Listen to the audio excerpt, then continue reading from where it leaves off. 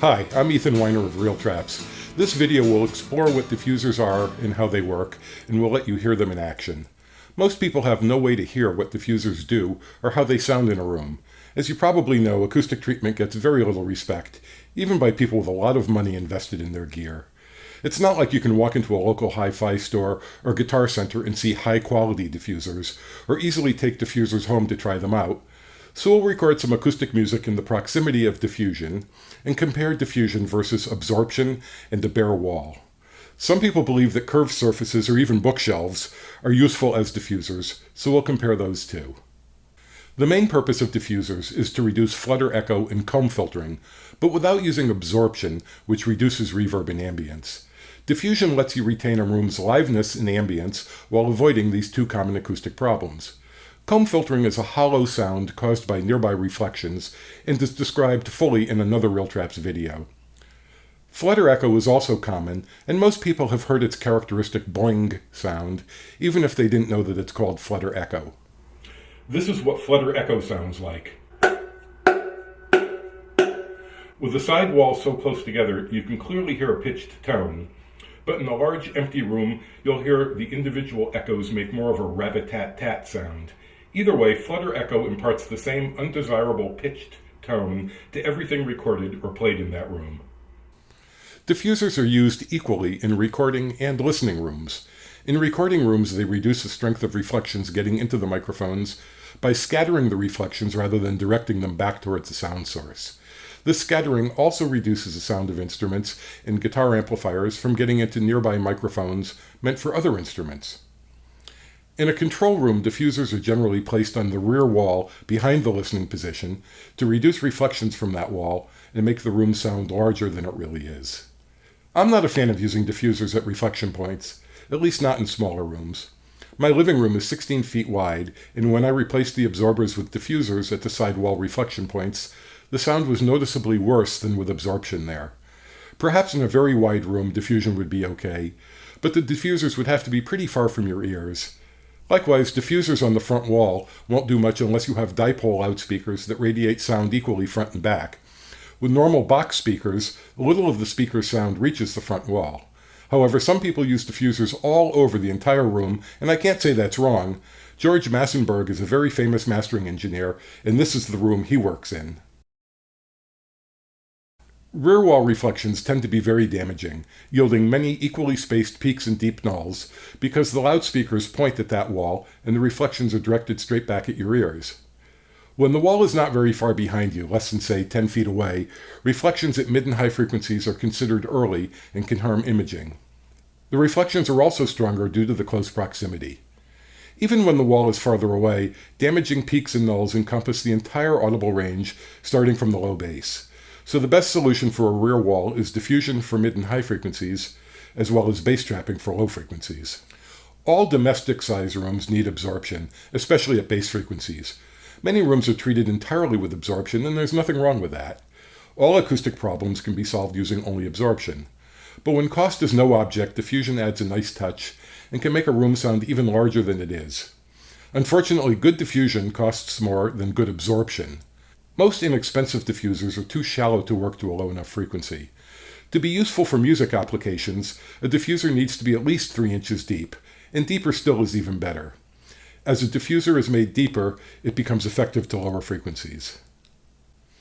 All diffusers create audible artifacts. Diffusers are usually placed at least 6 to 10 feet away from instruments, microphones, and listeners.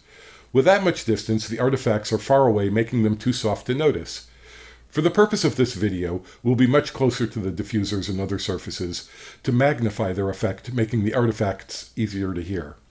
It would be great to treat an entire room with different types of diffusion and invite all of you to visit in person to hear them. Since that's not practical, this is the next best way for you to hear what diffusion sounds like. This is the Real Traps QRD diffuser. QRD stands for Quadratic Residue Diffuser, which describes the math that defines the diffuser's shape.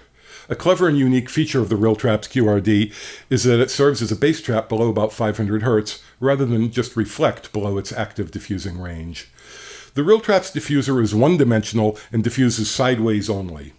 A two-dimensional diffuser radiates both horizontally and vertically, But in most applications, like a rear wall or a side wall, horizontal only is preferred rather than waste the acoustic energy by sending it towards the ceiling and floor. The different well depths of a QRD diffuser break up the reflections and stagger their delay times, making the reflections less coherent. This is a shallow well. This is much deeper. This is not quite as deep. In a similar way, a stepped rear wall can reduce the coherence of reflections at bass frequencies to minimize peaks and nulls. This is not a complete solution to bass problems, but it can help. The deeper the rear wall wells are, the lower in frequency the improvement extends to. So each of these diffuser wells is a different depth, and each one has its own resonance. When I talk about artifacts from diffusers, in the case of this, the resonant wells are artifacts, and you can hear that.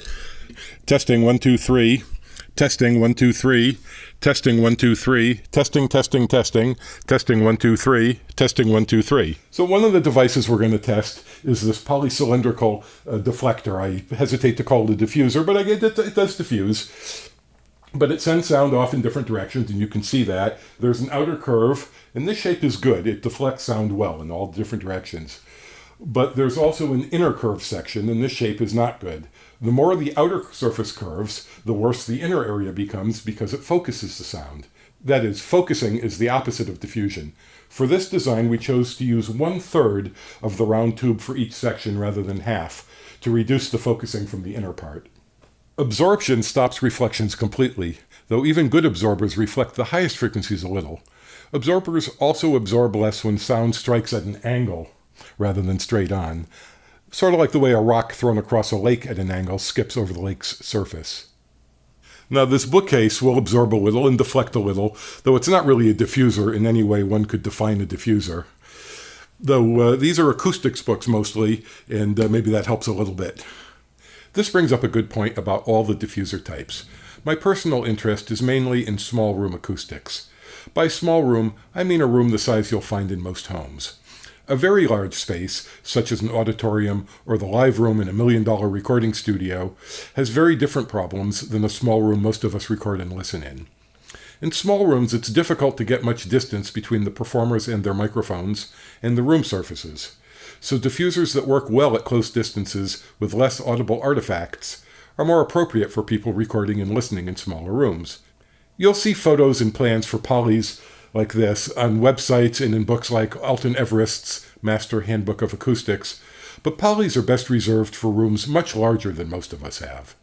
Some people believe that poly diffusers are as effective as QRD types and suggest they are also easier to build. Let me tell you, this poly was a royal pain to make. I wanted the same 6-inch depth as the Real Traps diffuser, which meant starting with a 24-inch diameter sonotube cement form. My partner Doug bought this locally, but it was 12 feet long. So first the tube had to be cut shorter just to fit in Doug's van, then trimmed to exactly 4 feet, and finally sliced lengthwise into equal thirds.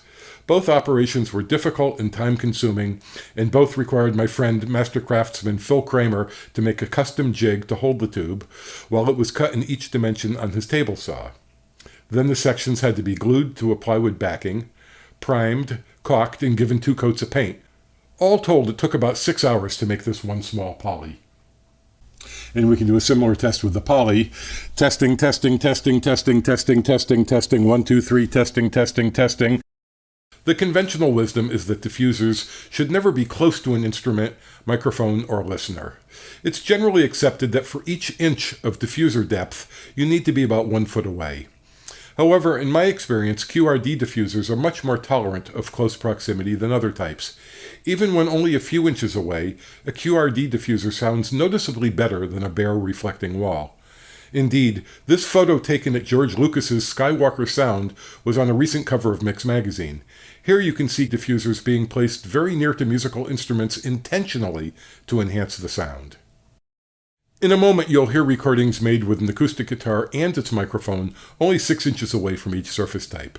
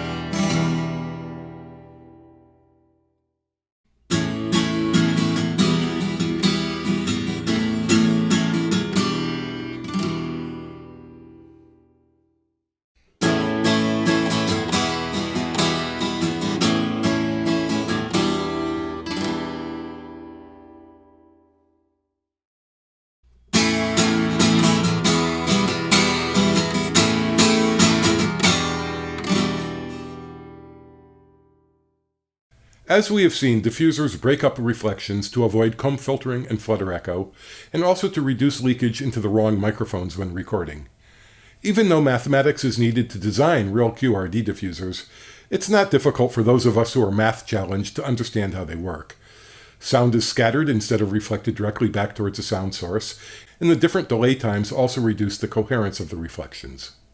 Diffusers are not meant to be used extremely close to a performer, microphone, or listener, but even close up, they're much better than a bare reflecting wall. Whether diffusers should be used close up or not, listening near to them lets you more easily hear their coloration. We also saw that a shelf full of books is not much of a diffuser, no matter what you might read on the internet. And while both QRD and poly diffusers can both break up flutter echo, in domestic size rooms, QRD diffusers clearly sound much better.